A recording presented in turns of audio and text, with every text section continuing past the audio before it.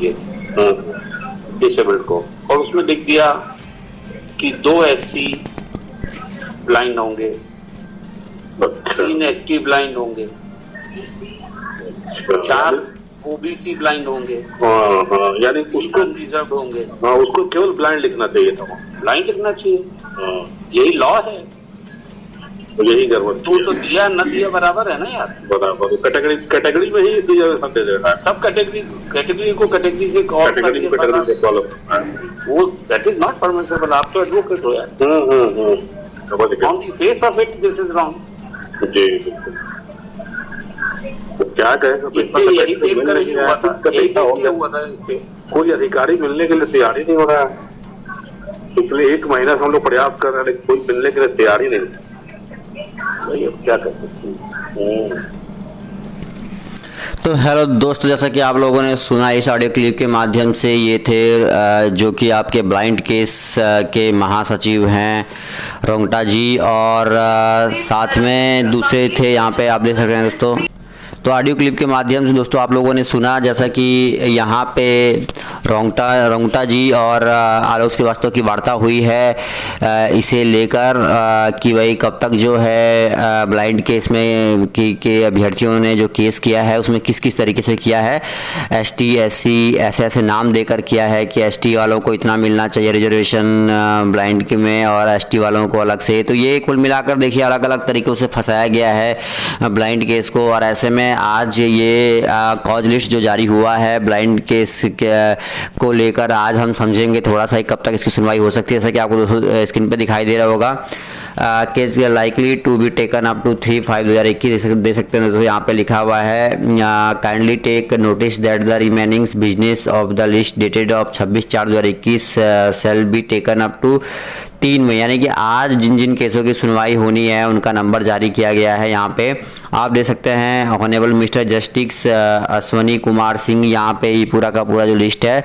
और आज जिस केस की सबसे पहले सुनवाई होगी वो है CWJC नंबर 6751/2021, और इसी तरीके से ऑनरेबल मिस्टर जस्टिस विकास जैन, ऑनरेबल मिस्टर जस्टिस अलग अलग यहाँ पे देखो एडवोकेट का नाम दिया गया है दोस्तों। और आप देख सकते हैं अब हम बात करेंगे कि भाई किन किन केसों की सुनवाई जो है वो पटना हाई कोर्ट में हो रही है। तो आप देख सकते हैं दोस्तों, आप देख सकते हैं कि अगर विभाग चाहता तो हमारे केस जो है 156 नंबर पे जो यहाँ पे आपका फाइल हुआ है, मैं थोड़ा सा दिखा देता हूँ इसका, थोड़ी सी आप देख सकते हैं।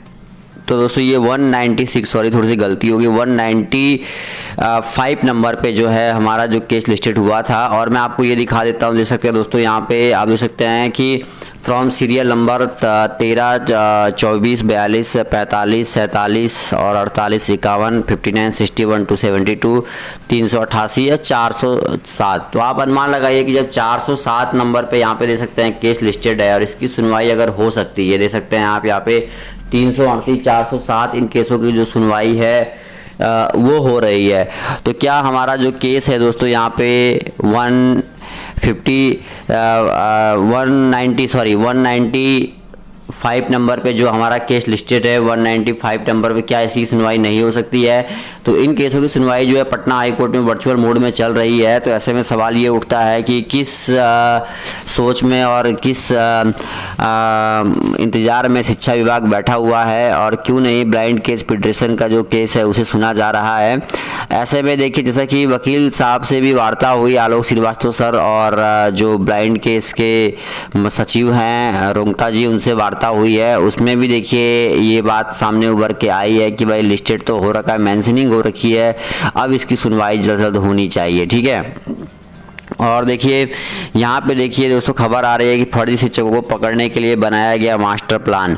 तो फर्जी शिक्षकों को पकड़ने के लिए अब सभी नियोजित शिक्षकों के मैट्रिक और इंटर के प्रवेश पत्र पर प्राचार्य के हस्ताक्षर, बिहार बोर्ड द्वारा प्रवेश पत्र पर दी गई संख्या व शिक्षकों के दे सकते हैं न्यू NA नंबर का मिलान किया जाएगा। इसके लिए पटना जिला शिक्षा पदाधिकारी ने सभी BEO प्रखंड शिक्षा पदाधिकारी को आदेश दिया है। ज्ञात हो कि फर्जी प्रमाण पत्र पर कई शिक्षकों को नौकरी करने का मामला प्रकाश में आ रहा है। पिछले दिनों पटना डीओ ने ऐसे ही एक मामले को पकड़ा है, उस पर कार्रवाई करने का आदेश दिया गया है। वहीं कई शिक्षकों के प्रमाण पत्र की जांच हो रही है। 2014 में कई ने फर्जी प्रमाण पत्र पर योगदान दिया। डीओ के अनुसार सभी शिक्षकों को ईपीएफ से जोड़ा जाएगा। इसके लिए सभी शिक्षकों को यूएनए नंबर का मिलान किया जा रहा है। जब शिक्षकों के यूएनए नंबर एक जैसा हो जा रहा है तो ऐसे में इसका पता लगाया जा रहा है। देख सकते हैं दोस्तों, फर्जीवाड़ा जो है वो अपनी चरम सीमा पे पहुंच रहा है और फर्जीवाड़ा को रोकने के लिए जो है विभाग जो है कहीं ना कहीं अब कार्रवाई करने के मूड में है। और कार्रवाई हो भी क्यों ना, क्योंकि जिस प्रकार से आप सभी को ज्ञात है कि भाई बिहार में फर्जीवाड़ा ना हो ऐसा कहीं हो सकता है। ठीक है, तो बड़ी अपडेट है दोस्तों। पल पल की खबर के लिए जुड़े रहिए, जैसे अपडेट आएगी हम आगे की भी आपको बताते रहेंगे। और देखिए लिखा है 2014 में कई ने फर्जी प्रमाण पत्र पर योगदान दिया था। डीओ के अनुसार सभी शिक्षकों को ईपीएफ से जोड़ा जाएगा। इसके लिए सभी शिक्षकों को यूएएनए नंबर का मिलान करना होगा। पटना के डीओ नीरज कुमार ने कहा कि फर्जी प्रमाण पत्र की जांच हो रही है। अभी एक मामला पकड़ में आया है। इसके बाद सभी बीओ को नियोजित शिक्षकों के प्रमाण पत्र की गहन जांच करने को कहा गया है। अब आ सकते हैं दोस्तों कि कल जो आज ट्विटर कैंपेन की बात भी कही जा रही है। बहाली के लिए ट्विटर कैंपेन चलाएंगे अभ्यर्थी, वर्चुअल बैठक होगी। और देखिए ये तमाम चीज़ें जो है वो सामने उभर के आ रही है कि ट्विटर कैंपेन जो चलेगा और नियुक्ति को लेके अब एक ही रास्ता रह गया है दोस्तों, केवल वो है ऑनलाइन माध्यम से किसी न किसी तरीके से जो है दोस्तों वो कहीं ना कहीं ट्विटर चलाया जाए। ट्विटर कैंपेन में अधिक से अधिक आप लोग भाग लीजिए। और जिस प्रकार से शिक्षा मंत्री लगातार ये बात कहते रहते हैं कि भाई नियुक्ति तो करवाना ही है, क्योंकि माध्यमिक और उच्चतर माध्यमिक विद्यालयों में शिक्षकों की बहुत ज़्यादा कमी चल रही है। और इस कमी को देखते हुए ये बात जो है वो कही भी गई थी कि नियुक्ति तो होके रहेगी। इसके बाद आप देख सकते हैं दोस्तों यहाँ पे यूपीटीटी पर भी कोरोना काला सत्याग्रहण, तो कहीं ना कहीं देख सकते हैं उत्तर प्रदेश शिक्षक पात्रता परीक्षा यानी कि यूपीटीटी 2020 पर भी कोरोना संकट का ग्रहण जो दोस्तों वो लग सकता है। ठीक है, प्राथमिक स्कूलों में शिक्षक बनने डीएलएड में प्रवेश जुलाई माह के बाद ही होगा, ये भी खबर आई है। तो आप देख सकते हैं दोस्तों यहाँ पर लिखा यूपीटीटी 2020 पर भी कोरोना संकट का ग्रहण लगने वाला है, आसार है। कोरोना संक्रमण जिस तरह से पांव पसार रहा है उसमें 11 मई को विज्ञापन व 18 मई से ऑनलाइन आवेदन शुरू हो पाना मुश्किल है। हालांकि परीक्षा संस्था इस संबंध में अगले सप्ताह स्थिति स्पष्ट करने जा रही है। तो देख सकते हैं दोस्तों एक बड़ी अपडेट सामने उभर के आ रही है और ये कहा जा रहा है कि यूपीटीटी पे भी कोरोना का जो संक्रमण है वो सामने उभर के आएगा।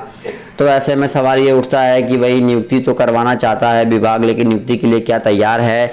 और इस प्रकार से ये ढोलमोल रवैया सामने उभर के आया है। आप देख सकते हैं कि हमारा केस लिस्टेड नहीं हुआ है, जबकि अन्य केसों की सुनवाई आज जो है देख सकते हैं दोस्तों 3 तारीख की डेट पड़ी हुई है, हो रही है।